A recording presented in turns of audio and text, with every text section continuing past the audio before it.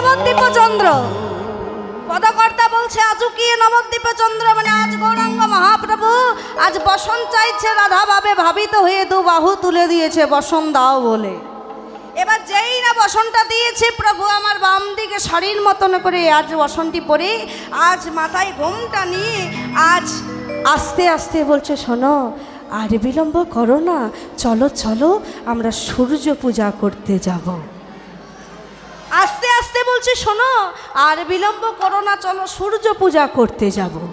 আজ ভক্তরা মনে মনে চিন্তা করছে, যা বাবা, যে প্রভুর নাম শুনে ভক্তরা পাগল হয়ে যায়, আর সেই গৌরাঙ্গ মহাপ্রভু যদি সুরধনির তীরে বাবা সূর্য পূজা করে, তাহলে মান সম্মান কিছু থাকবে বাবা? যে মহাপ্রভুর নাম শুনবার জন্য শত শত ভক্ত মরে, তাহলে আজ সেই মহাপ্রভু যদি ভক্তগণকে সাথে করে যদি সুরধনির তীরে সূর্য পূজা করে, তাহলে মহাপ্রভুর কি কোনো মান থাকবে? আমার মান সম্মান না ভেবেই কিন্তু মহাপ্রভু দু হাতটা বাড়িয়েছে গো। এই যে মহাপ্রভু দু হাত বাড়িয়েছে সব সম্মান বাদ দিয়ে, কেন জানেন? আপনারা হয়তো সবাই জানেন, গৌরাঙ্গ মহাপ্রভু কিন্তু পিতার পরিচয়ে পরিচিত নয়। কেউ কিন্তু আমরা বলি না জগন্নাথ মিশ্র হচ্ছে আমাদের শচী দুলাল, কেউ বলি নিমাই জগন্নাথ মিশ্র সন্তান, এইটা মুখ থেকে খুব কম বেরো হয়, কিন্তু আমরা সবাই বলি শচী দুলাল নিমাই, শচীর আদরের ধন। সবাই বাবা শচী মাতার নামেই কিন্তু নিমাইয়ের পরিচয়টা জানি। কেন? আমাদের কি যদি কেউ জিজ্ঞাসা করে তুমি কার সন্তান, তুমি কার মেয়ে, তুমি কার ছেলে, তখন কিন্তু আমরা মায়ের নাম বাদ দিয়ে বাবারও নামটা আগে বলি। কিন্তু যিনি গৌরাঙ্গ মহাপ্রভু, তার তো বাবার পরিচয়ে পরিচিত নয়, তিনি হচ্ছেন মায়ের পরিচয়ে পরিচিত। কেন? কারণ বাবা, একটা সন্তান, একটা ছোট্ট বালক সারাদিন মধ্যে খেলাধুলা করেছে, আর শীতকাল তো ধুলো মাটি খেলে সারা গায়ে মেখেছে, মন দিয়ে আস্বাদন করবেন, সারা বালি দিয়ে ধুলো বাড়িল মেখে, আর এই শীতকাল ঠান্ডা পড়েছে, নাকের থেকে একটু জল পড়ছে বাবা। এবার এমন সময় সন্তানটা যখন খেলছে, এইদিকে তার বাবা সুন্দর একটা পরিষ্কার পোশাক পরে বাজারের থলি নিয়ে বাজার করতে যাচ্ছে। এমন সময় ওই ছেলেটা বাবাকে দেখে বলছে, ও বাবা, বাবা আমি যাব তোমার সাথে, আমাকে নিয়ে চলো, আমি তোমার সাথে যাব। বাবা বলছে, ওরে তোর সারা গায়ে ধুলোবালি মাখা, তোর নাক থেকে জল পড়ছে অপরিষ্কার, আর তোকে যদি এই সময় আমি কোলে নিই, তাহলে আমার শরীরটাও তো, আমার সুন্দর পোশাকটাও তো ধুলোবালি হয়ে যাবে। আমি যদি এই সময় তোকে কোলে নিই, তাহলে আমার সুন্দর পোশাকটাও অসুন্দর হয়ে যাবে। তাই যা যা যা, তোর মাকে গিয়ে বল যে তোকে পরিষ্কার করে দিতে। মা গো, একটা মাই পারে কিন্তু নিজ সন্তানকে ধুয়ে পুছে পরিষ্কার করে সুন্দর বস্ত্র পরিধান করে দিতে। একটা মা যদি শুদ্ধ হয়, একটা মায়ের গর্ভ যদি শুদ্ধ হয়, তাহলেই কিন্তু তার সন্তান বাবা কৃষ্ণ পথে উদিত হবে। কিন্তু মায়ের গর্ভ যদি শুদ্ধ না হয়, মায়ের প্রেম ভক্তি যদি শুদ্ধ না হয়, তার সন্তান বাবা কখনো শুদ্ধভাবে হরিনাম করতে পারবে না। একমাত্র মাই পারে তার সন্তানকে কৃষ্ণ পথে এগিয়ে দিতে, আবার মাই পারে নিজ সন্তানের সুখ শান্তি বিসর্জন দিয়ে দিতে। আজ সেই ছেলে যেই না বাবা মায়ের কাছে গেছে, এমন সময় মা, এমন সময় তার মা ওই খাবারের ওই কলা পাতাটা নিয়ে মা আমার একটু মুখে তুলতে যাবে, এমন সময় সন্তানটা দুয়ারে এসে বলছে, মা, ও মা, আমার না বড্ড খিদে পেয়েছে, আমাকে খেতে দাও। মা কিন্তু দেখলো না যে ছেলেটার গায়ে কত ময়লা মাখা।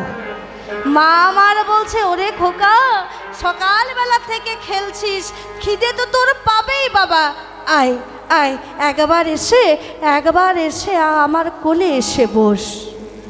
আচ্ছা, মা কি বিচার করলো গো যে সন্তানের গায়ে ধুলো আছে? মা কি বিচার করলো যে সন্তানের নাকে জল পড়ছে? মা যেই না ছেলেটাকে আসতে বলল, ওই সন্তান ওই মায়ের কোলে বসে আছে। আর মা যে খাবারটা নিজের মুখে তুলছিল সেই খাবারটা নিয়ে আর ছেলেটাকে খাইয়ে দিচ্ছে।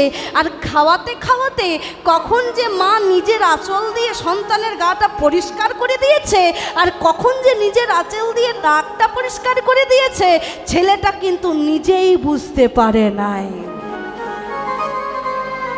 তাহলে এই কাজ একমাত্র কে করতে পারে?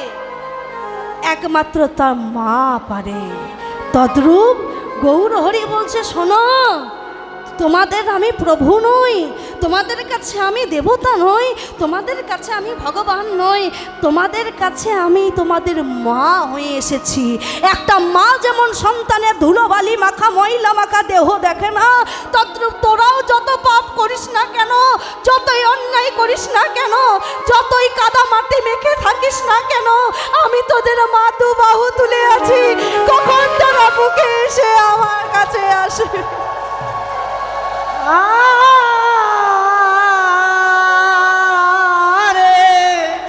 দু বাহু তুলে আছি, কখন আমার বুকে আসবি, কখন তোদের এই ময়লা হৃদয়টা আমি পরিষ্কার করব, কখন আমি তোদের এই পাপের দেহটাকে শুদ্ধ করব। আয় একবার দু বাহু তুলে দিনান্তে যদি একবারে কৃষ্ণ নাম করিস, তোদের চরণে সারা জীবন দাস হয়ে আমি থাকবো।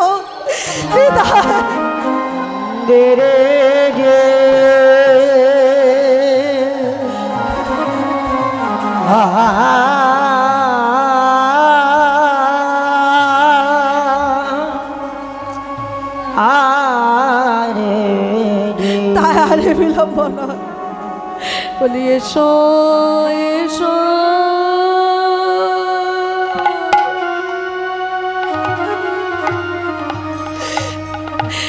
একেবারে বৈষ্ণব সঙ্গ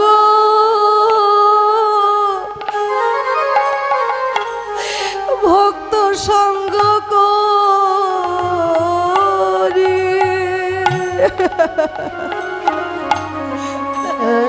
একবারে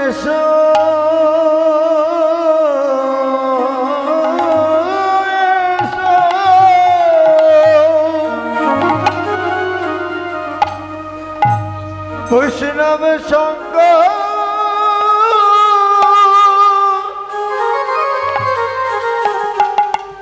বৈষ্ণব সঙ্গ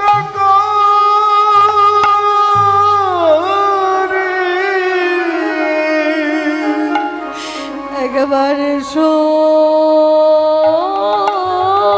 এসো, ভক্ত সঙ্গ ভক্ত সঙ্গ করি, নিদায় হরি বল হরি বল।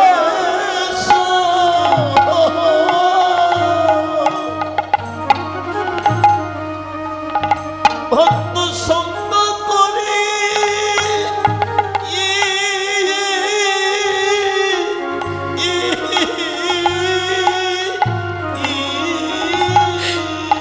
আমি যে ভক্তের লাগি, ভক্তের লাগি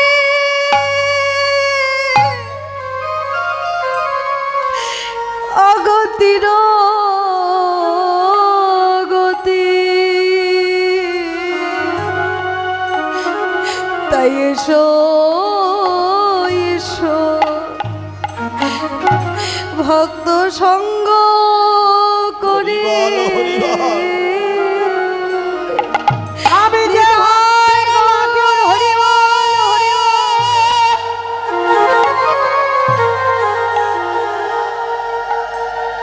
আমি যে ভক্তের লাগে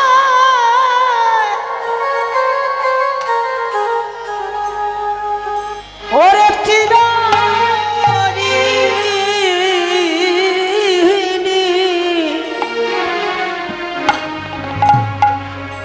একবারে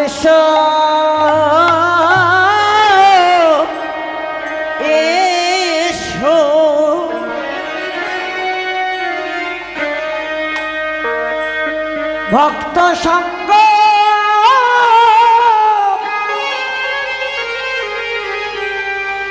ভক্ত সঙ্গ করি ওগো ভক্ত আমার,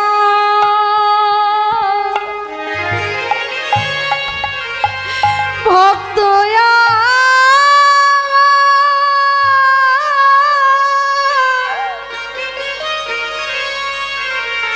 ভক্ত আমার মাতা পিতা,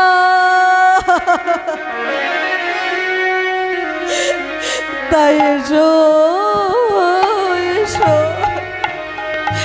ভক্ত সঙ্গ করি। বলি ভক্ত আমার,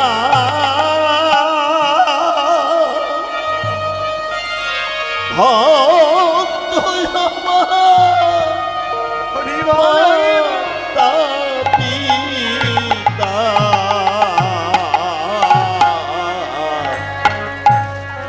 বলি এসো ভক্ত ভক্ত,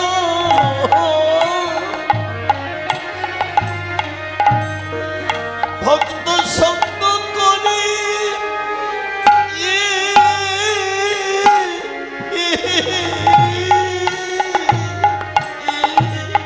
ওরে ভক্ত আমার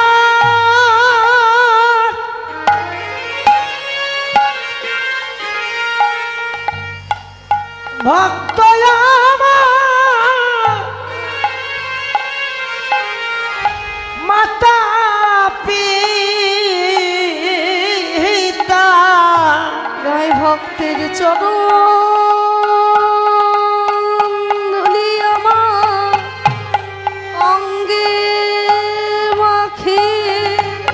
রে ভক্ত আমার মাতা পিতা ভক্তের চরণ ধুলি অঙ্গে মাখি বলি ভক্ত আমার, মাতা পিতা, দাও দাও ভক্ত চরণ ধুলি ভক্ত আমার মাতা পিতা দাও দাও ভক্ত চরণ ধুলি ভক্ত আমার মাতা পিতা নিতাই গৌর হরিবল। আমার মাতা পিতা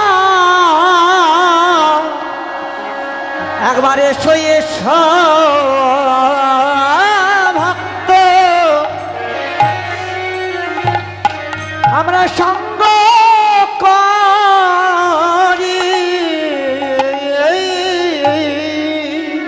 বাবা, এই যে মায়েরা বাবারা এই যে কাঁদছেন, এই যে আপনাদের চোখের জল, একমাত্র চোখের জলই পারে ভগবানকে বেঁধে রাখতে। ইহ জগতে ভগবানকে বেঁধে রাখার একটাই উপায়, সেটা হচ্ছে নয়নের জল। কোনো ভক্ত যদি প্রেম দিয়ে ভক্তি দিয়ে নয়নের জল দিয়ে ভগবানকে ডাকে, ভগবান সব কিছু ছেড়ে দিয়ে ভক্তের দুয়ারে করা নাড়ে। একবার যদি নয়নের জল দিয়ে ডাকা হয়, তাই আজ সেই ভক্তদেরকে সাথে করে আজ গৌর হরি বলছে আরে বিলম্ব করো না, চলো আমরা সূর্য পূজা করতে যাব। তাই কি কি লাগবে সূর্য পূজা করার জন্য? আহা ধূপ দীপ গন্ধ পুষ্প, ধূপ দীপ গন্ধ পুষ্প, ধূপ দীপ গন্ধ পুষ্প মিষ্টান্ন সাজা, আর ধূপ দীপ গন্ধ পুষ্প মিষ্টান্ন সাজা, তোমরা সঙ্গেতে করিয়ালে হো বিলম্ব নাশ, আর সঙ্গে থেকে লিয়ালে হো বিলম্ব না চায় আর সঙ্গেতে করিয়া রিয়ালে হো বিলম্ব না সয় সাজা আর সঙ্গে থেকো রিয়ালে হো বিলম্ব না সয়ে তাড়াতাড়ি সাজাও গো রাতনি সাজাও গো তাড়াতাড়ি সাজাও গো তাড়াতাড়ি সাজাও গো দেখো কত বেলা হলো তাড়াতাড়ি সাজাও গো দেখো কত বেলা হলো তাড়াতাড়ি সাজাও গো দেখো কত বেলা হলো তাড়াতাড়ি সাজাও গো দেখো কত বেলা হো হলো হো সূর্য পূজা করতে যাব দেখো কত বেলা হলো সূর্য পূজা করতে যাব দেখো কত বেলা হলো সূর্য পূজা করতে যাব দেখো কত বেলা হলো সূর্য পূজা করতে যাব দেখো কত বেলা হলো সূর্য পূজা করতে যাব রাতনে সাজাও গো তাই মা বলছে ধূপ দীপ গন্ধ পুষ্প মিষ্টান্ন সাজাও সঙ্গেতে করিয়ালেও আর বিলম্ব নয় মানে সূর্য পূজা করতে যাব রাধারানীর ভাবের মনে করে সূর্য পূজা করতে যাব তাই ধূপ দীপ মিষ্টি সম্পূর্ণ আসতে হবে তার সাথে আর একটা জিনিস নিয়ে আসতে হবে সেটা হচ্ছে প্রেম ভক্তি ভালোবাসা ভগবান আমার মিষ্টির কাঙাল না ভগবান আমার ফলের কাঙাল না ভগবান আমার পরমান্নর খামাল না ভগবান হচ্ছে প্রেমের কাঙাল যেই একটু প্রেম দিয়ে ডাকবে ভগবান তার হয়ে যাবে যেই একটু প্রেম দিয়ে ডাকবে ভগবান কিন্তু সারা জীবনের জন্য তার হয়ে যাবে তাই আজ গৌরাঙ্গ মহাপ্রভু সুরধ্বনি তীরে বলছে সাজাও তা আমরা যে এত ভক্ত এসেছি বাবা সবারই পক্ষে কি সম্ভব ঝুড়ি ঝুড়ি ফল মিষ্টি নিয়ে গৌর হরিকে পূজা করবার কি বাবা উত্তর দিন সবার কারি দ্বারাই কি সম্ভব যে সূর্য পূজা করতে যাবো গৌর হরির সাথে সবাই ফল মিষ্টি নিয়ে যাব সম্ভব না তাহলে গৌর হরি কি সাজানোর কথা বলছে বলছে আগে তোমরা দেহটাকে শুদ্ধ করে সাজিয়ে নাও আগে দেহ সাজাও কি দিয়ে সাজাবো সর্বধর্মানাং পরিত্যাজং মামেকাং শরণং ভজ সর্বধর্মানাং পরিত্যাজং মানে সর্বধর্মটাকে ত্যাগ করতে হবে আমরা অনেক সময় ভাবি কি সর্বধর্মানাং পরিত্যাজং মানে সর্বধর্মটাকে ত্যাগ করা কিন্তু না বাবা ধর্ম ত্যাগ করার কথা বলা হচ্ছে না এখানে দেহর যে ধর্মগুলো সেগুলো ত্যাগ করো তাহলে এই দেহ ধর্ম কি যেমন হাতের ধর্ম হচ্ছে হাতের ধর্ম কি বাবা রান্না করা মা খাবার খাওয়া না হাতের ধর্মটা হচ্ছে ভগবানের সেবায় লাগানো তাহলে খারাপ কাজে বাদ দিয়ে এবার ভগবানের সেবায় লাগাও পায়ের ধর্ম কি পায়ের ধর্ম চলে বেড়ানো তাহলে চলে বেড়াবে কোথায় যাবে যেখানে সাধুগুরু বৈষ্ণবের মেলা হচ্ছে সেইখানে যাবে এই যে মুখের ধর্ম হচ্ছে বলা কি বলবো কৃষ্ণ কথা বলবো কর্ণের ধর্ম হচ্ছে শোনা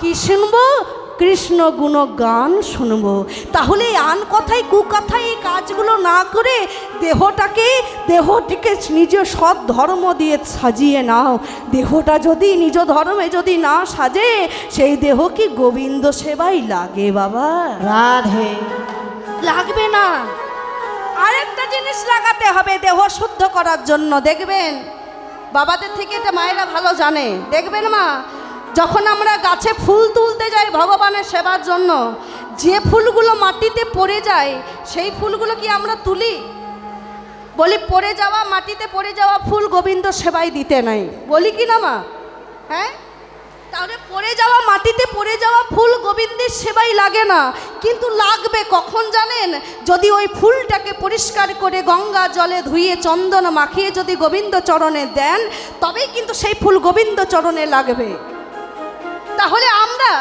এই কলিহত মানুষ আমরা তো একটি ফুল আমরা কলি জীব মানব জাতীয় কিন্তু এক একটা ফুল তাহলে আমরা যতক্ষণ মায়ের গাছে ছিলাম মায়ের গর্ভে মানে গাছ মা হচ্ছে আমাদের গাছ তাহলে যতক্ষণ মায়ের গাছের মধ্যে ছিলাম ততক্ষণ আমরা ভালো ছিলাম যেই না মাটিতে পড়ে গেলাম এই দেহ কিন্তু আর গোবিন্দের সেবায় লাগছে না মাটিতে পড়ে গেলাম মানে কি আপনি ভগবানের সেবায় লাগতে পারবেন না কখনোই না মাটিতে পড়ে যাওয়ার গোবিন্দের সেবায় লাগবে না তাহলে এই দেহ কখন গোবিন্দ সেবায় লাগবে যখন আপনি সৎগুরুর দীক্ষা নেবেন যখন সাধুগুরু বৈষ্ণব সঙ্গ করবেন, যখন ওই সাধুগুরু চরণ ধুলিতে আপনার দেহটা শুদ্ধ হয়ে যাবে, যখন গুরুদেবার মন্ত্রে কর্ণ শুদ্ধ হবে, জীবন যৌবন শুদ্ধ হবে, তখনই আপনার এই দেহটা নরকে না গিয়ে স্বর্গে ভগবানের চরণে ঠাঁই পাবে। নিতাই গৌর হরি বল।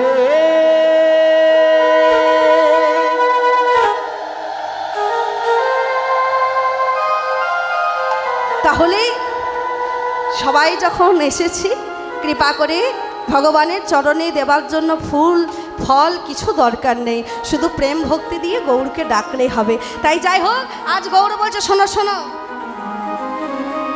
আমরা আরাধ্য গো দিনমণি পুরাবো বাসনা বাসনা। আর আরাধিব দিনমণি পুরাব বাসনা বাসনা। আর আরাধ্য গো দিনমণি পুরাব বাসনা বাসনা। আরাধিব দিনমণি পুরাব বাসনা বাসনা। এ রাধা মোহন কহে করি আরাধনা গো। রে রাধা মোহন কহে করিয়া রাধনা রাধনা। পুরাবো বাসনা পুরানো বাসনা পুরাবো বাসনা। পুরাব আহা বাসনা করিব আরাধনা পুরাবো বাসনা।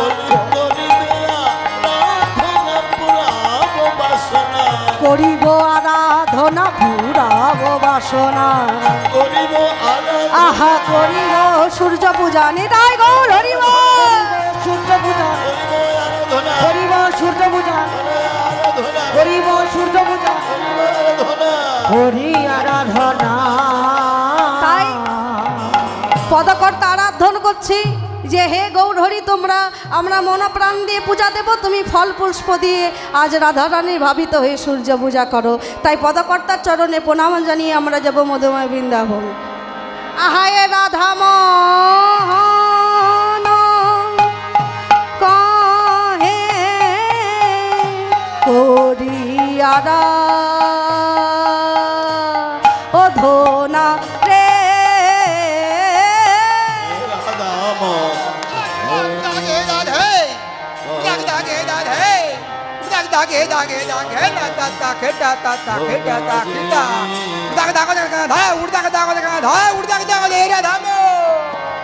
রাধা মোহন কহে করিয়ারা ধনারে।